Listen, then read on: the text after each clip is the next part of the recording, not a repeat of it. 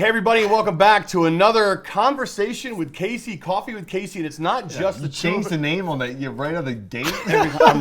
We're evolving it. Coffee wasn't selling. The focus groups weren't loving it. We're going conversation. Sweet tea with Casey. We have no coffee. We literally have no beverages in front of us. Maybe we'll do a combo. But we do have. Who we have is a special guest. We got Geoff Brown in the building. Yeah. So Geoff is joining us. He is a market leader here in North Carolina. He's based in Charlotte. And we'll just get right to it. It has been a big week. Lots to celebrate for you. We had a big beat right there. Yeah. Yes. Geoff Brown and his market have closed over $1 billion in volume to date in 2019. Incredible. Good grief. It is incredible. So that's why you're here. And so normally, again, Casey and I do these together. We've had flip charts and we've had all kinds of people and guests and all that. But we said, you know what, this is a perfect opportunity to bring you in because you didn't just start at Movement Mortgage like a year ago or 2 years ago and, oh, wow, we're celebrating like, oh, great, thanks for bringing this to me. No, you are an OG. You're like day one where there was like 4 people banging around a garage. Day one, yeah. Pre-day one, yeah, it was like pre, yeah. And so that's why I wanted to bring you in. I think like at the end of the day, this conversation is going to be a lot of fun. I think there's going to be a lot of memories. I know I've got some early career Geoff Brown memories. But I think that's the best place to start is just quickly, can you tell us what your career at Movement has looked like over the years? No, first of all, thanks for having me, guys. Sure. I really appreciate it. No, I started out as a loan officer with absolutely no experience. Casey kind of talked me into this crazy industry. This is going to create a flood, by the way, of new hire requests for like this great guy I met. It's the next Geoff Brown. It's true. It's true though. But I had no mortgage experience, none whatsoever. I liked houses. I liked real estate. I like to save money. You know, finance was appealing. But Casey talked me into this industry. He said it's the best kept secret in the world. And I said, what are you talking about? And so I spent some time with Casey. He talked a little about this industry and said he's going to launch a mortgage company. And of course, I quit this corporate job, totally steady income. There's a lot of security, by the way.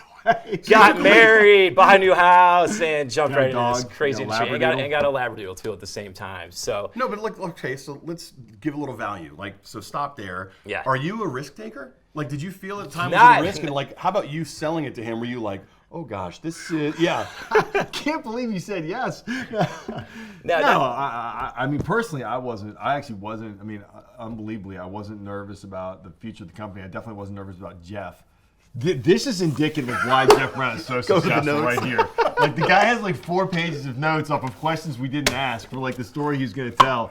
And I mean, he was the same guy 12 years ago. I met him. He's like, he had a spreadsheet for everything in his life, like the electric bill, like his dates with his wife. Everything was on a spreadsheet. It's true. Like with like, and the funny thing was like Susan made the spreadsheets probably. She's like a better programmer than you are, and like truly one of the most organized, hardworking, thoughtful guys I'd met. And was like, oh my gosh, you'll crush in the mortgage industry. And I remember his number one question. He's like, man, if there's any way I could figure out how to make $100,000 a year in this business, like I'll be done. Like that'll be amazing. I won't have to travel, and you know what? You figured it out. You figured it out.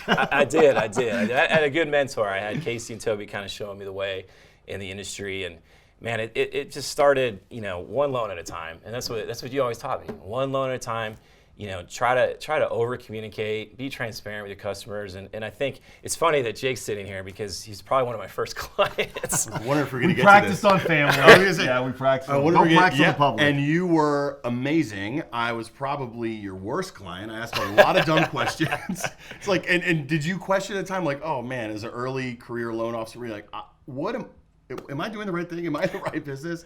Or is everybody gonna wear me out like Jake is? It wasn't too bad, but I honestly think you say it best, Casey, is like if I'm going through the process of buying a home, how do I want to be treated, right? Mm-hmm. And so from the very beginning, when I got in the industry, I have spreadsheets and everything. I was trying to make things as simple and as easy for our customers as possible, but it's really like I want to be treated the same as if I was going to go buy that house. And so that's really the approach I took from the business. I didn't know a whole lot of people.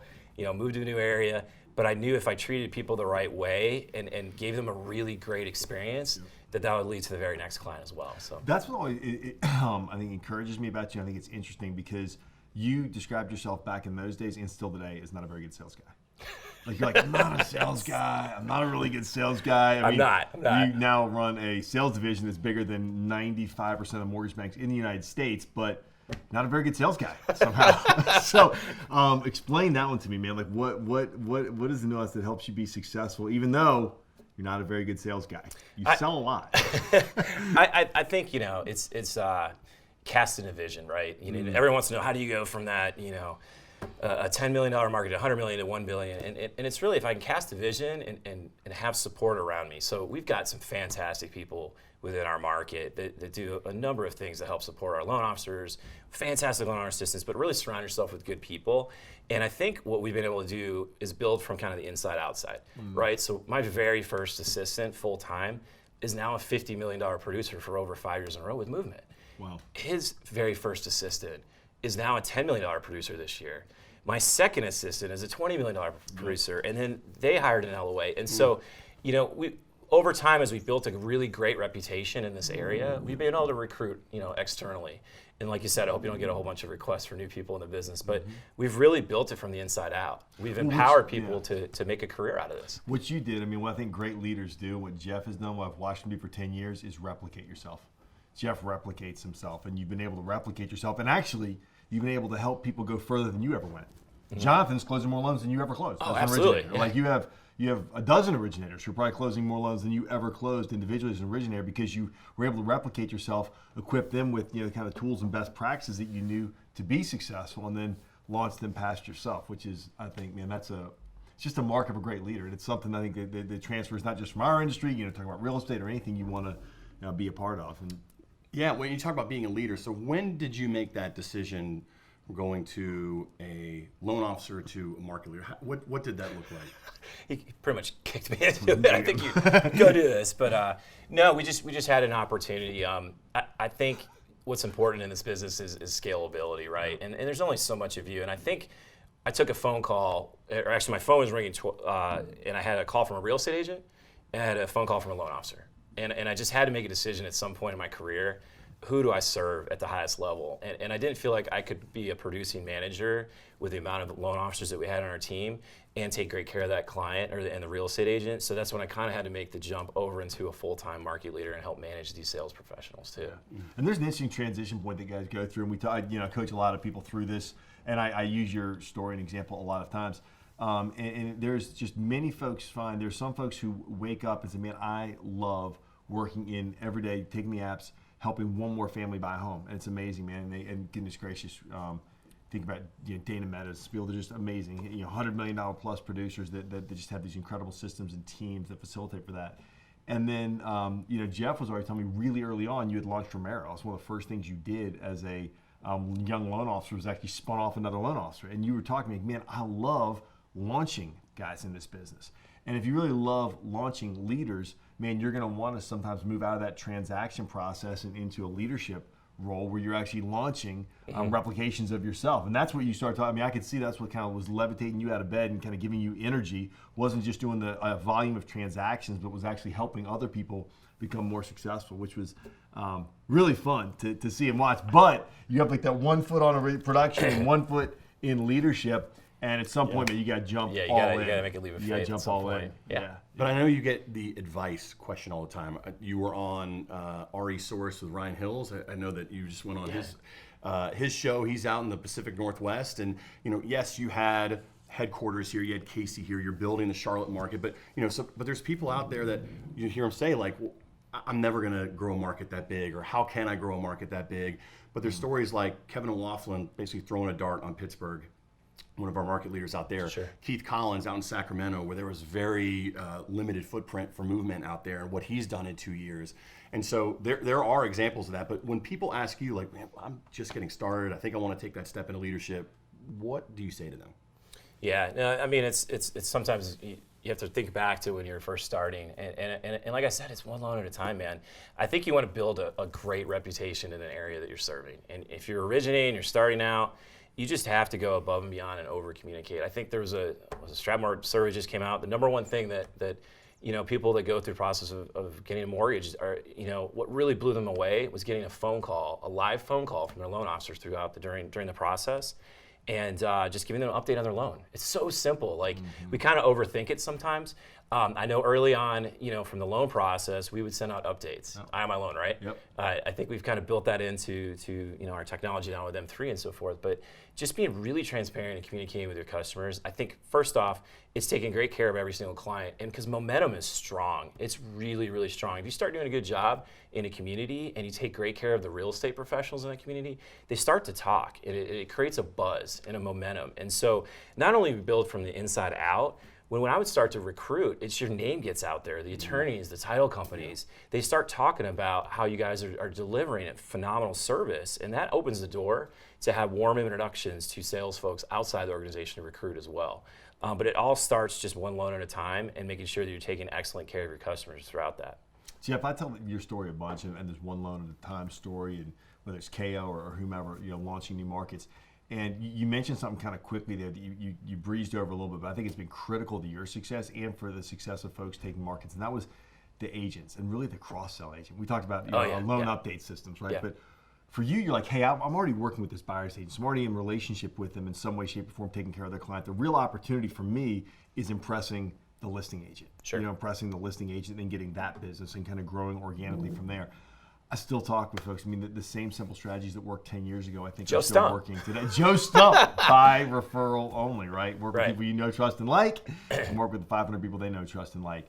Some guys starting off in a market, again, I know you're really humble and you're making it simple. You're saying, hey, just do the basics. Yeah. Well, what would you say the basics are for that LO? Well, it's funny, we talk about Joe Stump, and I think it's still relevant today. He had a before and a during and an after process, and really it's nailing that during process. I think there are just key milestones throughout the loan that you have a phenomenal opportunity to reach out and cross-sell yourself. I mean, like we were talking about, there's 3 clients: buyer's agents, listing agent, the actual client.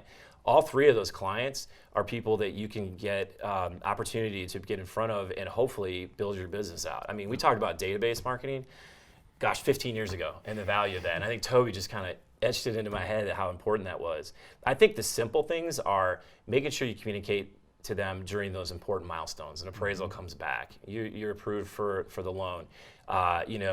Basically instructions have gone out. Those kind of simple things, but connecting with a live phone call is all difference in the world. I would typically do like a weekly update with the listing agents on your transactions. I think that's a given in this market. You pick up the phone, call every listing agent that was on the cross-sell of the deal. Just go, hey, just want you to know, appraisal's in.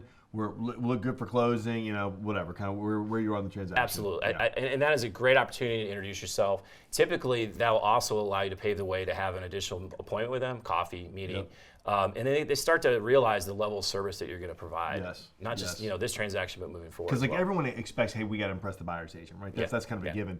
The next level up, guys, you're watching this, impress the listing agent. Make part of your process, part of your system, part of your goal that you're creating a raving fan out of a listing agent, because that's actually where your business is going to grow, not just maintain. Absolutely. Because hopefully you're going to maintain those buyer's agents you're already working with. You're going to grow it by meeting these new listing agents. Correct. Absolutely. Yeah, it's huge. So it sounds like high touch. That's what you keep going back Yes, to. In process, high touch, a lot of communication. Well, as we start to wrap this thing up, a question actually could be for both of you, but as you look at yourself as a leader, right? When you do $1 billion in volume, that means your loan officers, the people on your team, are doing more volume. So I know you've got 2 that are up over 100 for the first time this year, around there. You've got about 5 that are up over 75 million. It's like, what does that look like for you? Does it push you more? Do you feel like you got to be on your toes more? Has it changed how you manage? And then obviously to you as well, you've got people like Jeff and others who are demanding more, asking of you more. There's more decisions to be made. So I would just love both of your perspective on that. Yeah. I mean, Casey makes fun of my paperwork here, but I think as a team, I don't make fun of it. Not at all. We're jealous. Well, as the team has grown, I've learned to let go a little bit. I talked about setting yourself up and having a great support staff, right? You need to have people around you. But I really do think like done is better than perfect now. I might have tried to make everything perfect a few years ago as the team was a little smaller. But if we can have people that can help and do the job, 80% as good as you can, you have to let go. And I think that's really important. I am ecstatic to have multiple loan officers having record years this year.